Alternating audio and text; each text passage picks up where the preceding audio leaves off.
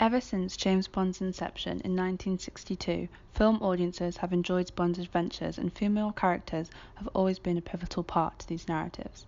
From 2018, there are 26 Bond films, and every film features multiple Bond girls who tempt, distract, and assist James in his latest mission. For my study, I will be looking at what extent these Bond films have represented or misrepresented women in regards to the decades that they were released.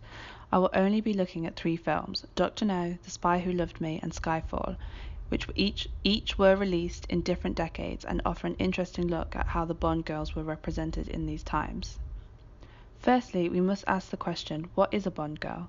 In her book, Belinda Balraj states that a Bond girl is typically an image of a sexy woman with figure-hugging clothing who captures the attention of men. The women may be physically and aesthetically different and range from femme fatale to sidekick, but they all share one purpose: to inject sex and danger wherever 007 goes. These women are typically adventurous in nature, with cunning attitudes and a sense of self-assurance, with names like Pussy Galore, Honey Rider, or Holly Goodhead.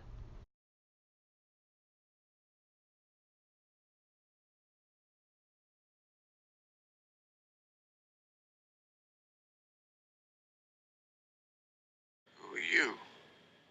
My name is Pussy Galore. I must be dreaming.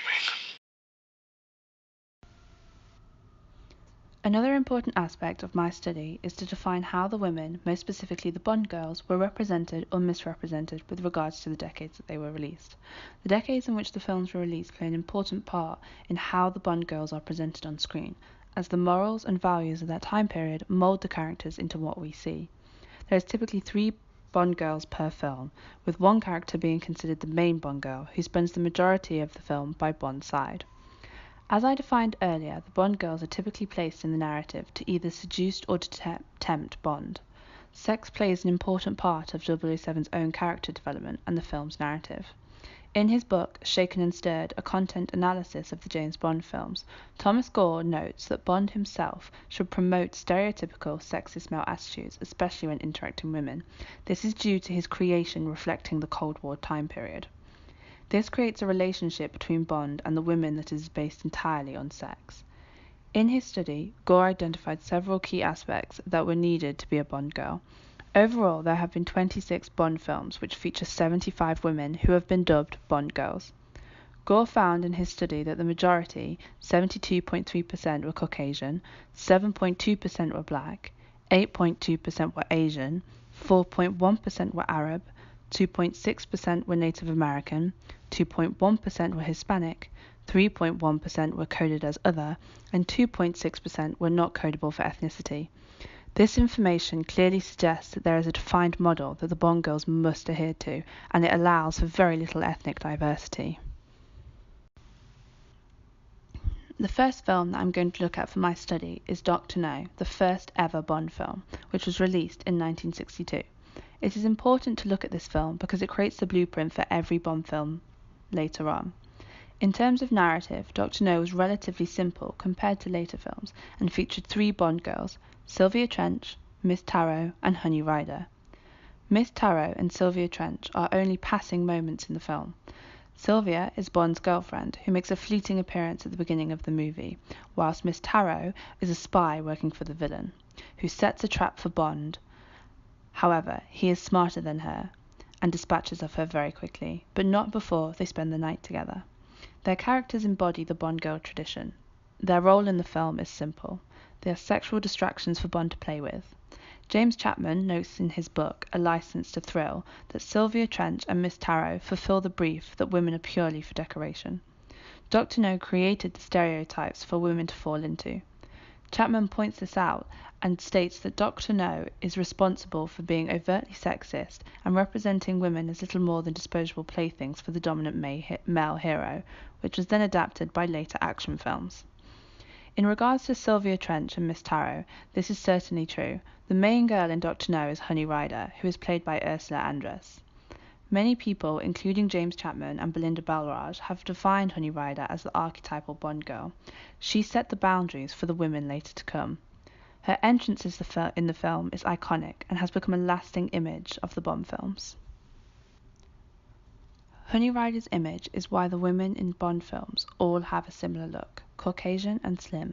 She created this look and was the first of many other Bond girls. The others simply followed her guide.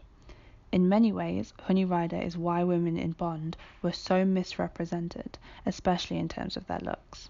However, what is interesting about the way Honey Rider is represented in Dr. No is that, as Yvonne Trasker points out, she perfectly embodies a 60s ideal of sexual independence.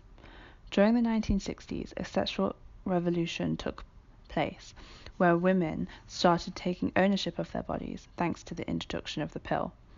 Women were becoming more and more liberal, and sex outside of marriage was now the new normal.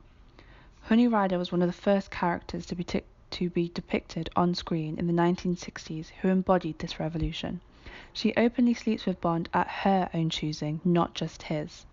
Despite this positive movement in Honey Rider's character, she unfortunately develops little further.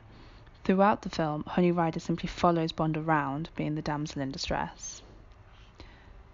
The damsel in distress persona was adopted by the following Bond girls for several years. It wasn't until 1977, with the release of The Spy Who Loved Me, that the representation of women dramatically changed. For the first time in the Bond series, a woman appeared to be Bond's equal in the form of Agent XXX, aka Anya Asimova. Anya is a KGB agent who is sent on the same mission as Bond. Throughout the film, Anya is portrayed as Bond's equal. She is just as intelligent as Bond, just as physically capable as Bond, and more importantly, manages to save the day, just like Bond. Anya reflects the change that was happening for women during the 1970s. Lisa Funnell notes that Anya was experiencing the new freedoms that feminism had accorded women in the 1970s, and that the Bond films of this decade continued to operate with this feminist backlash. However, James Chapman begs to differ, citing that it was stretching the point to suggest that Anya was in any serious way a liberated or even feminist heroine, and ultimately her character is subordinate to Bond, both professionally and sexually. Feminism may have been on the upsurge in the 1970s, but it met its match with James Bond. This is certainly true, as Anya's motivation for accepting the mission is to find the man responsible for killing her lover. Unbeknownst to her, this was Bond. Whilst Anya paved the way for a stronger, more capable woman, what drives her as a person is still an old-fashioned motive that we have seen before in many films. Anya's appearance also denotes how little the Bond films have changed since Dr. No. Anya is still white and beautifully alluring. She uses her sexuality in multiple occasions in order to achieve her goal, instead of using her intellect or physical force, like Bond does. In many ways, Anya Asimova represented women in a new, illuminating light that was more refreshing than what we had seen before. However, she was still misrepresented in the fact that she often falls into stereotypical tropes that we see in most women. Bond has now entered the 21st century, and the representation of women in these films has improved since the glory days of Dr. No.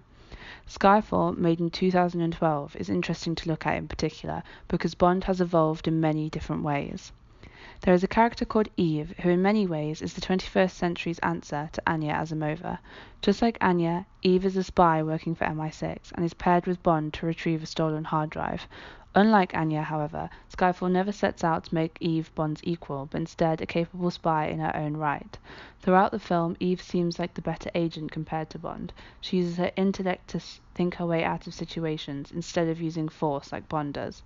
This representation of Eve comes at a crucial time in the Bond narratives that helps boost how women are portrayed in the films.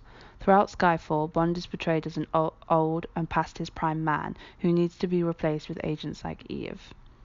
While many praise this representation of Eve, Belinda Belraj disagreed, stating that whilst Eve is portrayed as someone who finds it hard to keep up with Bond in terms of intellect and skills, she is ultimately responsible for Bond's supposed death and the loss of the hard drive. I disagree with this statement, as Eve is the evolution of a Bond girl that we have always needed. There is also more to Eve than meets the eye, as the end of the film reveals her to be Miss Moneypenny, who in previous films was the secretary for the head of MI6. Moneypenny before was just a secretary who was hopelessly in love with Bond, and he toyed with her emotions. But by ending Skyfall with this reveal, the representation of women has dramatically changed from the beginning, just as the modern-day woman has evolved since the days of Dr. No. As Bond continues to evolve, so do the Bond girls, and as Robert Kaplan stated in his book, there has never been a Bond film without a Bond girl.